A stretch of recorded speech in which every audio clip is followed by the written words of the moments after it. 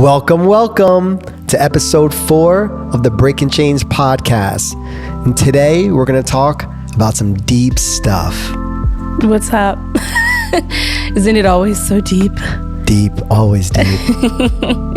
Yeah, so you came up with this idea, you had an epiphany, it popped up. It must be in your heart to really discuss, and I think it's an important topic. The act of forgiving. And you said radical forgiveness. Then you kind of reneged, you kind of tried to take it back. You're like, it doesn't have to be radical. But I like it. I like radical forgiveness because sometimes it's so extreme to forgive someone that you might feel like they don't deserve forgiveness. But then we have to think about what is forgiveness. It's the act of washing it all away so that you don't have to carry it. Exactly. And so the fact is, yesterday when I was meditating yesterday, and during my meditative session, forgiveness just came up to me in such a profound way.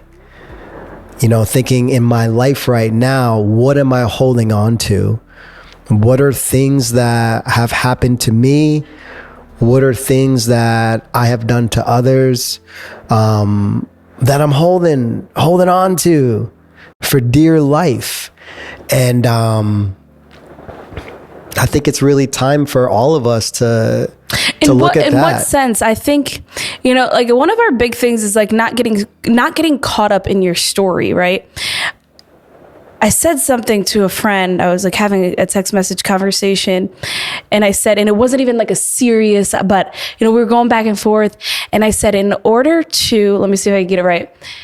In order to finish writing your story, sometimes you have to like come out of character mode to be the author, right? And if we're writing a book, and this is our life, and you're deciding how it's going to play out, obviously there is a higher power, obvious to me, that there's a higher power that's helping you through the way, that puts you here, that you're constantly connected with, but there is some internal source connected to that. It's all one, right? So when you decide to wake up and realize like, oh, this is my work to do, and you step out of character mode, the only way to move forward in life is to let go and step aside from that character you've been playing. Of course. Right? So when we're talking about forgiveness in this sense, and you're like, all the things that I've held on to, all the things that I've done, and it's keeping me up at night, right? Because these things we replay things over and over in our heads. What could I have done differently? Why'd this person do this to me? What's a story? I said all that. I was like, why did I say all that? Stories also help us. The stories we wrote or the stories that were given to us help us come to a place to create a new story. So maybe what are one of the stories that have been stuck with you that you're like, okay, I needed to change the story now, in terms of why you just suddenly felt like forgiveness popped up to you or that message was given to you? I think that's a great question. I think as I look at my life as a combination of lessons and blessings, I am able to look at my experiences now and understand, what am I learning from them? What was I supposed to learn from them? And as I continue to evolve on this journey, my story right now is that all of those things that have happened, I have to let go in order to move on in the next direction of my life. Those stories don't do me any service any further. We're saying stories a lot now, and then it's like sometimes we need an example. Yeah. Well, I mean, if I even needed to speak about, my family, I think back to relationships. Letting go of who I expected my father to be, who I expected my mother to be, what type of relationships I expected to have with my brothers, my sister, everybody. You know, Maya Angelou has a quote, and it says, and she said, you know, if they knew better, they would do better. And when I think about that in my heart, everything that I can project out on somebody else, I look at myself. And part of this forgiveness or radical forgiveness is for myself. Decisions that I might have made in the course of my lifetime, you know, whether from an ego perspective or, you know, in survivor mode or in victimhood so mode. putting it, Give me 1 second. Okay, sorry. In victimhood mode, any of those type things, the radical forgiveness is not just for external, it's also for internal. People in my life and myself. Well, I look at life, it's so interesting because we love to think we're doing things for others. And I actually believe, I was actually talking to my dad yesterday, I said, it feels good to do things for others. Ultimately, I really feel like all of our purpose is to be here to serve others. And that is our source of like, I feel good. But in that same breath, it's so polar and so part of the same two heads of the same coin. You're doing things for others to do it for yourself, to have that euphoric feeling of, this feels so good to be able to give, right? When you have a lot, what feels the best what you're able to do? To share it, right? Of course. To throw the best parties, to give the most to somebody else, to feel good about giving. And it's the same picture here. When you forgive, right? Oh, I'm doing this for this person like, I forgive you. So this is how you know when it's real forgiveness and when it's superficial forgiveness, saying, I forgive you, but I will never forget. Right? That's superficial. Of course. Because you're letting that person know, oh, I forgive you, but just know that it's still etched in my heart. Yeah. But when you truly forgive, you just did yourself a favor. Of course. It's no longer in your heart. It really turned from like, you don't even got to tell the person now because it has nothing to do with how they feel. At the end of the point of this is you don't even really care if they know you forgive them. If it's truly in your heart that you let that go, you've actually forgotten. You have to forget. And there's a difference between forgiving and forgetting and allowing the same pattern, right? So like if you're in an abusive relationship and you're forgiving and forgetting, you're not really forgiving and forgetting because you're not changing your story. You're continuing the story. If you're forgiving and forgetting, you're rewriting a new story and you're no longer stuck in those cyclical patterns of whatever that abuse is, whether it's outward, of abuse outward to somebody else, abuse inward from somebody else to you, or self-inflicted abuse. Because I feel like we mostly fall victim to ourselves. And if we want to take this into health, because our pillars are mind, body, soul health, right? Same thing happens with diet. Of course. Right? How what's an example of that happening with diet and exercise?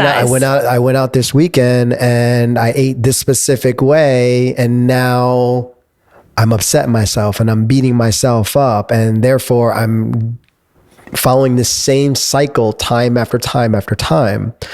And I think that there's a middle ground though. You don't do something as a repeatable cycle to then forgive yourself and say, because if you really have forgiven yourself 100%, you will change the action associated with it. Change the story. Yep. You rewrite it because you're no longer stuck in having to forgive yourself because you've done it. You washed it clean. Exactly. And you know what? Like, okay, I know what that feels like now. I know the pain and the suffering that it's caused me to sit here with feeling that way. And you know what? I don't want to feel like this. I don't want to go through this anymore. And I'm done with it. Yeah. I'm going to forgive myself for doing this and I'm going to move on. right? So it's the same thing with relationships, with gym relationships. So with exercise, when you sit down and you're lazy for 3 months, you're like, damn, I haven't worked out. It's easy to keep falling. What's the point now? I'm already weak and fat or weak and skinny. Why work out now? No, I agree. I feel like many people can fall into those cycles. But what is, from your perspective, what can give them the awareness that they're in that cycle to begin with? If I'm being honest about awareness, I want to give everyone credit for being aware. Yeah. I want people to know that they're powerful and smart enough to see, and they know. And so there is a conscious choosing. And the hard part about compassion and being there supportive to somebody, right? As a coach, especially, the difference between enabling and having compassion and supporting them through it, right? Like, if I have a client that constantly does the same thing, first of all, as a coach, it's not my job to forgive you. It's your job to forgive yourself. Agreed. Because I'm here to just support and motivate you, right? So that's the great thing about having outside help, especially that you pay for, because it's an unbiased party. Now there's somebody that's getting something just for your help. I'm getting paid for your help. I'm getting paid for my help for you, to help you become better, not to allow you to continue the cycles. So I'm going to give you an outside perspective and say, you're just effing up and you're choosing this. How can I help you not make these same decisions? But I'm bringing it to your awareness. Well, usually the same clients do the same things. They're aware. They're fully aware of what they're doing. So if they're fully aware, are you saying that it really comes down to the pain and suffering not being enough for them to take action and do something about it? Interesting. That's like what we discussed before, like that. It's that self journey of going to where you need to go in order to get to where you need to get. Yes. Right? Sometimes the things that bring you down are the things that are going to lift you up at some point. And that's that really powerful journey of going through the depths of darkness and then rising to realize you were that light the whole time in the darkness.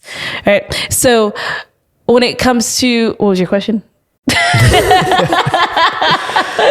My question was, you said that people are aware all the time. Right, so right. The question was, if they are aware this entire time, is it a necessary part of their journey to reach maximum pain and suffering before they're actually willing to make a change? That's one of those things where we're like all on a different journey.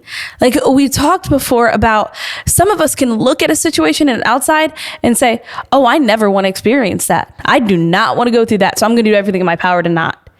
Because maybe we felt pain in another way where we're like, I can't take any more. My bucket's full and I'm choosing actively not to go through that. And then other people, they could see the pain, they could see the suffering outside and they're like, looks fun to me. And then go down the same road.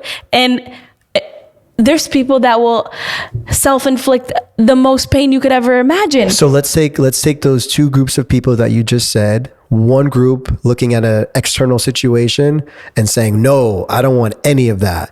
Then you have another group of people looking at that and say, you know what, I'm going to do the same exact thing, right? If you think about those two groups of people, you're telling me that you believe that those two groups of people all have the same level of awareness? I think everything in life is just polarizing for us to see every single experience. There are 7 billion, probably more now. 8 billion people on this planet. That means there's 8 billion different universes on this planet. We all and I would say worlds, but I think we're all in another universe. Like really, when you think about it, like my perspective of everything is completely different from yours. Even though we have the same morals, we have the same values, we have the same family, we have the same house, we still live in two different worlds. Of course. So this whole aspect of thinking of people and thinking, oh, they're the same and their level of awareness, maybe their level of awareness is somewhere else where they're not focused on their diet or their health or their exercise or maybe even traumatic abuse. They're still focusing on surviving, right? And that's a level of awareness to stay alive. And so when it comes to having enough pain, like I said before, what is pain? Because it's so different for everyone. When I think, okay, so I'm having a third baby, right? And to me, I've already had 2 natural births. And when I think of birth, I think of, wow, okay, this is going to be an intense experience, but woo, I know that it's magical, it's powerful, and I'm just gonna feel something that I might have never even felt before because already 2 were different. And then the third one, like, but I'm ready to surrender. To me, it's not pain, it's not suffering. See, that's the difference though. There's pain and there's suffering. But I'm choosing to feel it. You've embraced it. I'm choosing to feel it, right? I'm choosing to feel what a lot of people perceive as pain. They perceive birth, natural birth, as a pain. Like I talked to my grandma who has 5 kids and she had my father naturally at home. And she says, I do not know why anyone would choose that. It was the worst experience of my life. And I don't get it. Why would you choose pain? And I think we've talked about this before where, why do you choose pain? Because in life, you're either choosing pain to endure it and go through it and realize that there's light on the other side, or you're choosing an easy route, avoiding pain, only to endure more pain later. And with that pain comes suffering because you've been avoiding the pain. Of course. So in this pain that you're now feeling because you were so afraid to just feel what was God given, meant for you to feel, and you're numbing and you're avoiding and you're numbing and you're avoiding, you got to feel something eventually, and you're going to feel something. We're all here to feel. And if you try to avoid feeling, it leads to suffering. Agreed. And so that is really straight away from forgiveness. And it's at the same time, it's not, right? Because I can go back to childbirth, right? Where some girls have gotten the Pitocin, gotten the epidural, and then they have an emergency C-section because of all the intervention. And then they're so pissed that their birth didn't go as planned because they had all these interventions. And if they just didn't get the intervention, then they could have had a birth that they wanted. They just wanted to be numbed. But with wanting to be numbed comes with a lot of other interventions. And then they're beating themselves up because they never wanted this kind of birth. And then they're so mad, and their whole birth journey is traumatizing. And like I said before, I really do feel like our whole life starts with that journey, right? Like in the womb. And so they have to forgive themselves because once you know better, you do better. That's but right. you have to want to know. You have to want to know a better way. Or you have to experience and know that there's a better way. And that's huge. Right? That's huge. That's part of it all. The experience. There are some things, like you've said, that keep you up at night that you're like, why did I do that? Well, I just need to let this go because I can't change it now. Yeah. Conversations we've had, blow ups where I'm sure both of us have said things that aren't nice. Never. Just joking. Yeah, it's just you that says not nice things to me. Not the case. Not the case. And then what do you do? Yeah. What do we do? What do we do with each other? We always make up before we go to bed at night. Hug, kiss. And forgive. Forgive. And it's not this whole big, I forgive you. That happens internally. It happens authentically. And then there's nothing held on to going into the next day. So that's just a small token of what the whole experiences in life, right? Like everything that happens, we can hold on to, which creates anxiety, Yeah.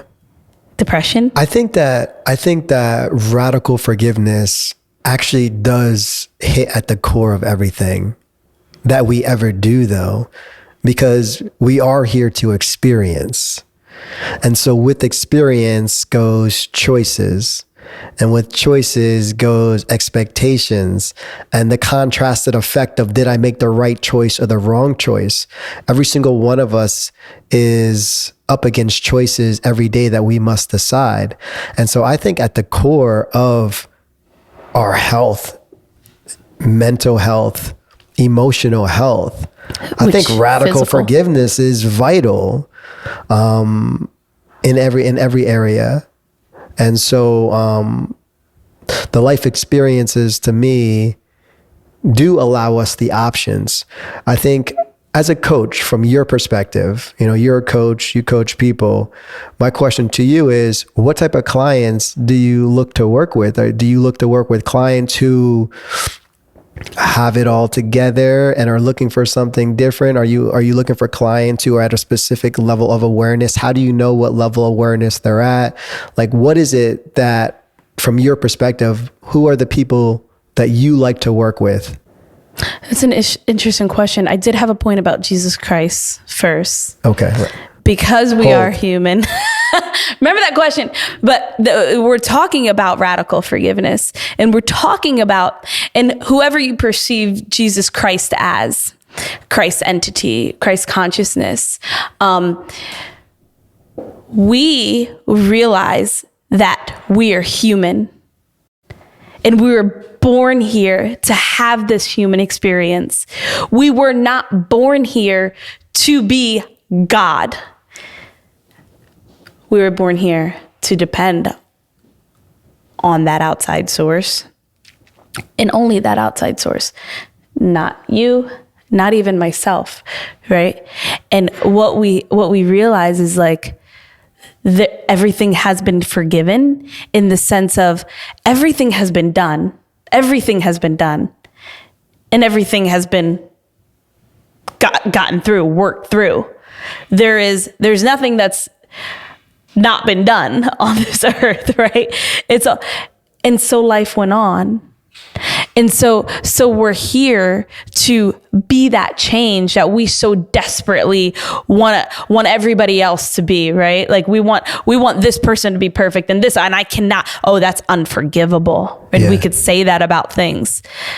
Yet at the end of the day, we can all think of something. If we dig deep into our lives, we could think of something we've done. If we want to really do shadow work, right? That may be deemed unforgivable. Of course. So if we could go deep into the pits of those hells that we've realmed in and say, you're still lovable.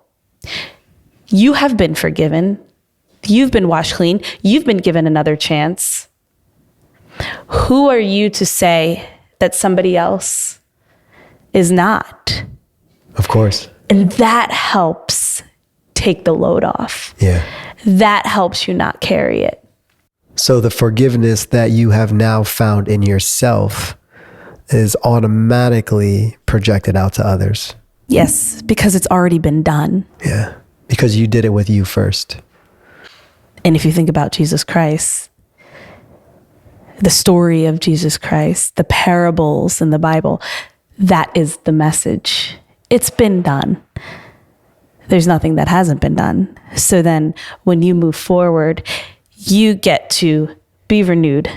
And once you realize that, okay, today I can actually really truly start over. Yeah. I can start fresh, and I get to work towards, no matter what I did. In fact, that could be part of my story.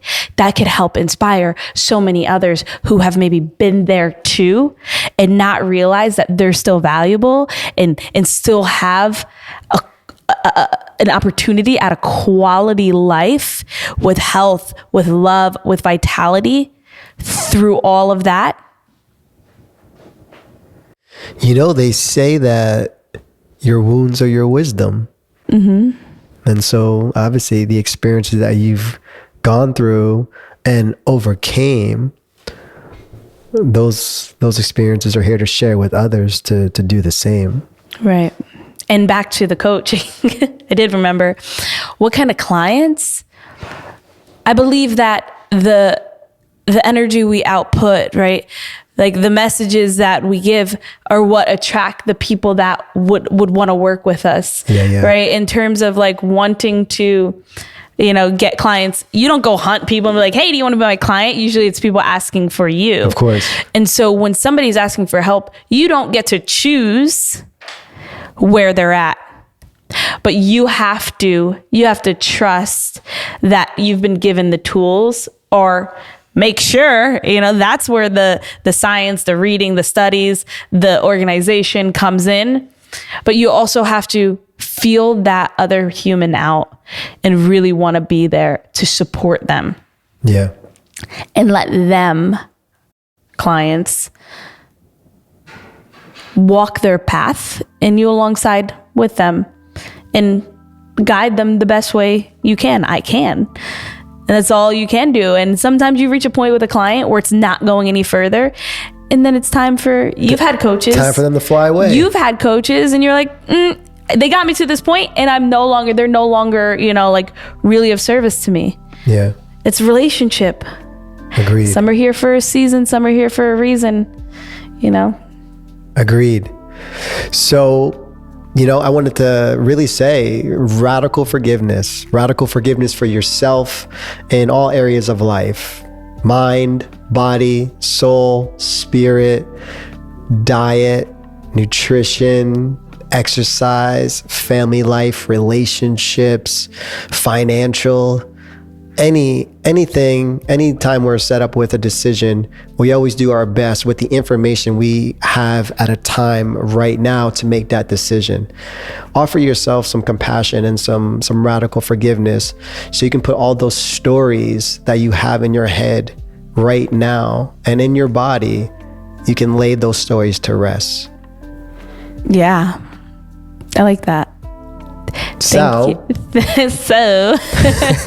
thank you so much for listening, and I really hope we kept it together and you resonate with this message. It's really important, clearly, to us in our home, in our life, in our lifestyle, and just know that we're here to listen and help in any way we can. Thank you. Thank you for listening.